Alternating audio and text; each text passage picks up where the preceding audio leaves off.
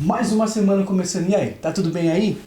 Tá tudo bem aí? Mais uma semana começando, mais uma oportunidade para mim, para você, para nós fazermos algo diferente ou fazer com excelência o que já estamos fazendo.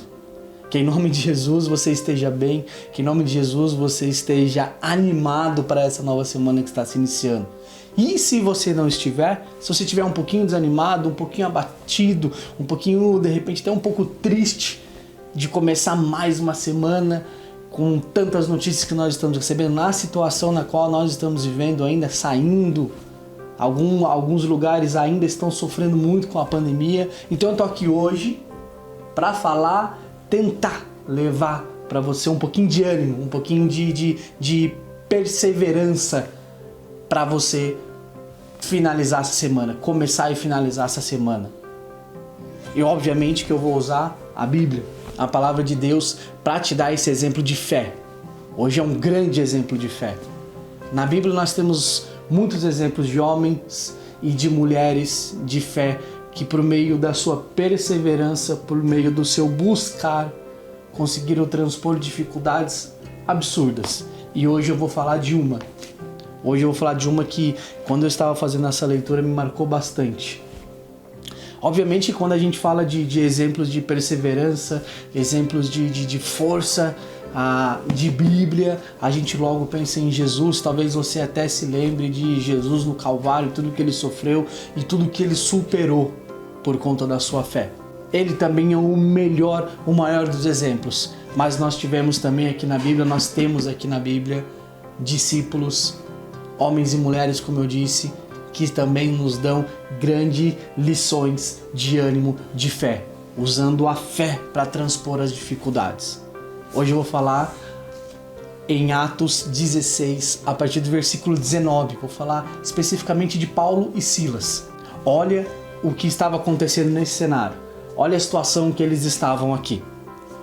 Paulo e Silas tinham acabado de chegar em uma cidade e encontraram uma mulher que tinha nela um espírito de adivinhação, um espírito que usava a vida daquela mulher para passar mensagens para as pessoas, às vezes mensagens erradas e tudo mais. E essa mulher, ela tinha donos que lucravam financeiramente com isso. Paulo, vendo aquela situação, quis libertar a mulher daquele espírito e foi isso que ele fez. Ele chegou até a mulher e expulsou aquele espírito, aquele demônio de adivinhação que estava na mulher. Obviamente, isso causou raiva, isso causou ira e por isso eles sofreram. Então eu vou começar a ler a partir do versículo 19, Atos 16, 19, que diz assim: Quando os donos da jovem viram que se havia desfeito a esperança do lucro, agarraram Paulo e Silas e os arrastaram para a praça à presença das autoridades e levando-os aos magistrados disseram: Estes homens, sendo judeus, perturbam a nossa cidade, propagando costumes que não podemos aceitar nem praticar porque somos romanos. Então a multidão levantou unida contra eles e os magistrados rasgaram-se as roupas e mandaram açoitá-lo com varas. Uma pausinha aqui. Mandaram açoitá-lo com varas. Mais um exemplo de Jesus. Lembra aquele filme A Paixão de Cristo? Talvez você já tenha visto. Se você ainda não viu, procure, vai ver. Naquele filme tem uma cena, uma das cenas mais fortes é a cena onde Jesus ele é preso ao tronco, né?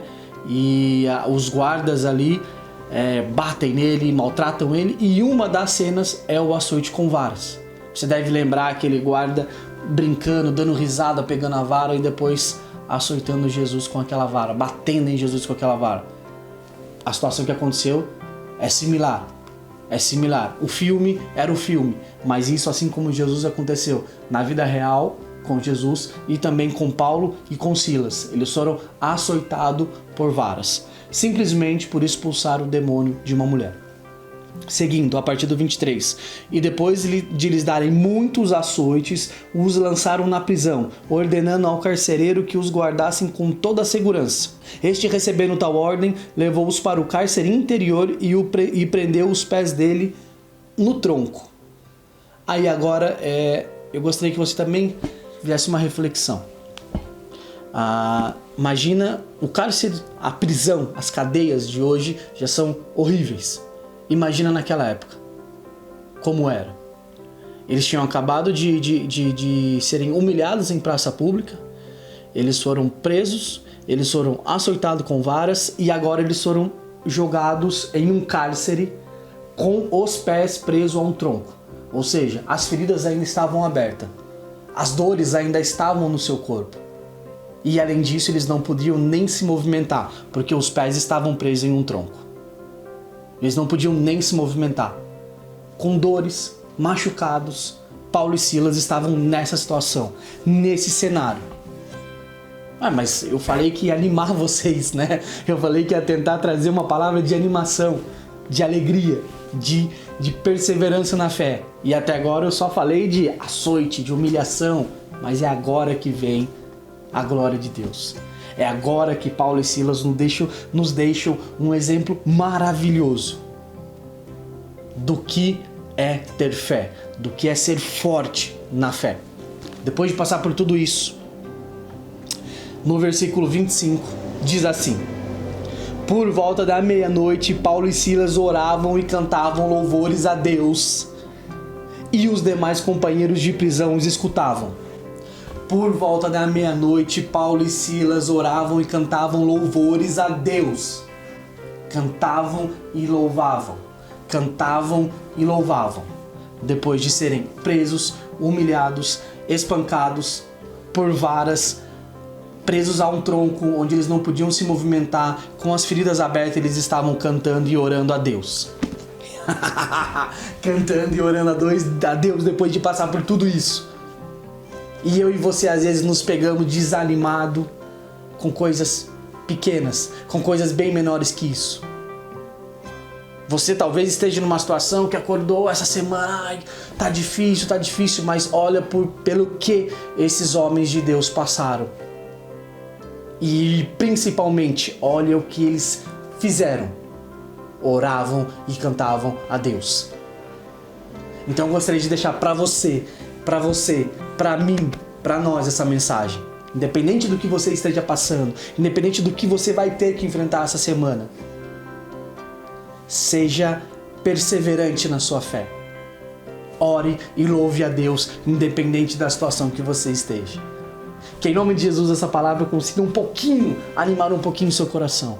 Que esse exemplo de Paulo e Silas consiga te dar motivos para você se fortalecer e seguir adiante para essa semana. Que Deus abençoe a sua casa, que Deus abençoe a sua vida, que Deus abençoe todos à sua volta, o seu trabalho e tudo que você tiver que fazer durante essa semana. Que você possa essa semana ter um encontro com Deus. Se você ainda não está nos caminhos de Deus, diga sim a Ele, porque Ele só está aguardando isso para entrar na sua vida e transformar você, para que depois disso você consiga transformar a sua volta. Que em nome de Jesus você fique com Deus. Tchau, até a próxima. Anime-se!